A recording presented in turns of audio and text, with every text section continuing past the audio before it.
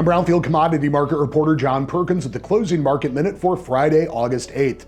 Soybeans and corn both ended the session modestly lower, seeing a little bit of profit taking after Thursday's gains, while continuing to keep an eye on development conditions around the Midwest and Plains. Now, parts of the region, at least over the short term, are seeing a hotter, drier weather pattern. That's a bigger deal for soybeans right now than it is for corn, given the relative stages of development. And the event's expected to be pretty short-lived, at least in much of the region.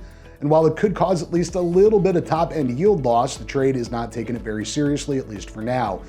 Past that, of course, grains and oilseeds were squaring up positions out of next week's USDA supply, demand, and production numbers, which are out on Tuesday the 12th. That's going to include the first field survey-based results of the season for both beans and corn. Wheat was mixed. Chicago and Kansas City were down, also seeing some profit taking while watching U.S. and world winter wheat harvest activity and results. Minneapolis was up on concerns about crop conditions in parts of the northwestern U.S. plains and the Canadian prairies.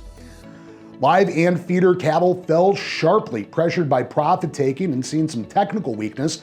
Watching direct cash cattle business develop, trade was fairly light during the session, most of that at $3.80 on the dress basis in the north. That's $4 lower than a week ago. And hogs closed mixed, adjusting spreads with some questions about sustained domestic and export demand. Cash was steady to lower during the session. Pork was higher at midday. With the closing market minute for Friday, August 8th, I'm Brownfield commodity market reporter John Perkins.